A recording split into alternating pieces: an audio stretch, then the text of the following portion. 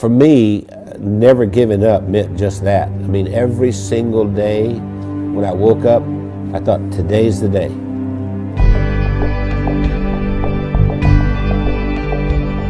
I was the second son in a sharecropper's family, and a sharecropper means that you don't own anything. I mean, you work for someone else who was the landowner. We had practically nothing. Everything was hand-me-downs from someone else.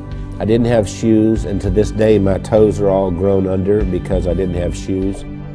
I remember I had this encounter with my mother, and I said, you know, tell me you love me, and she didn't do it. And so I went down and I sat on this creek bank, and I thought, you know what, I don't care if anybody loves me, I love me.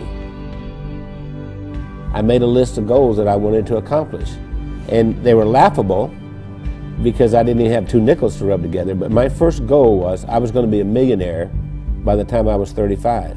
Number 2, I was going to have food to eat because we were always hungry. I mean, my little brother and I used to make mud pies to stop the hunger pains, and I was going to travel all over the world. Those were my goals.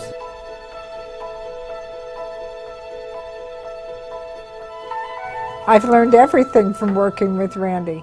I didn't know anything about business. I started out, before I met Randy, I was a teacher, a mathematics teacher.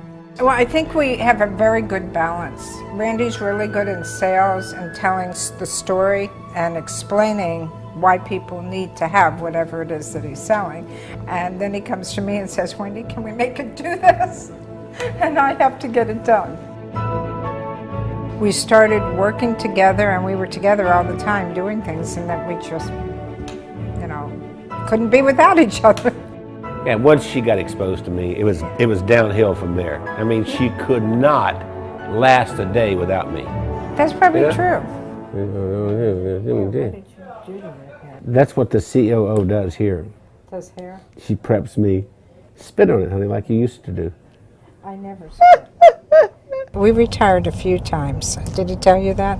We've tried retirement 3 times, but we never figured out exactly how to do it because we've worked all of our lives. We took a year and we traveled around the world. Then when the decision of the day became, where are we having breakfast? I thought, we're in trouble. If I were giving you advice and you were meeting Wendy for the first time, I would tell you, don't get your feelings hurt if she uses her phone while she's meeting with you. Hey, Kim. Hey, Chris. Okay. I'll see you in the morning. All right. Bye. Bye-bye. I kind of feel like a triage nurse at a hospital. And every week I go in and I reprioritize. No, I'm not approving that.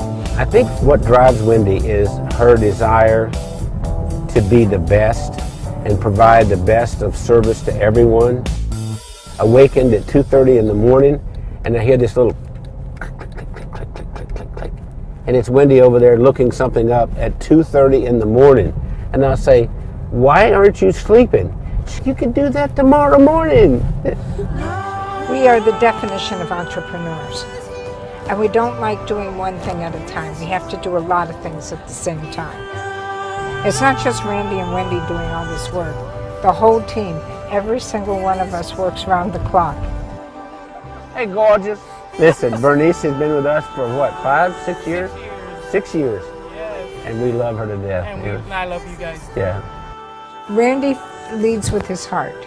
And he's the most incredible person I've ever met. He's gone through so much in his life. And I believe that I'm going to make me cry here. Randy has made the difference in my life.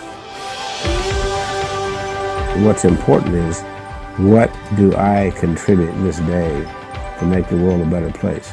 I know that sounds corny, but that's really what it is. My daddy used to say, we leave here with empty pockets.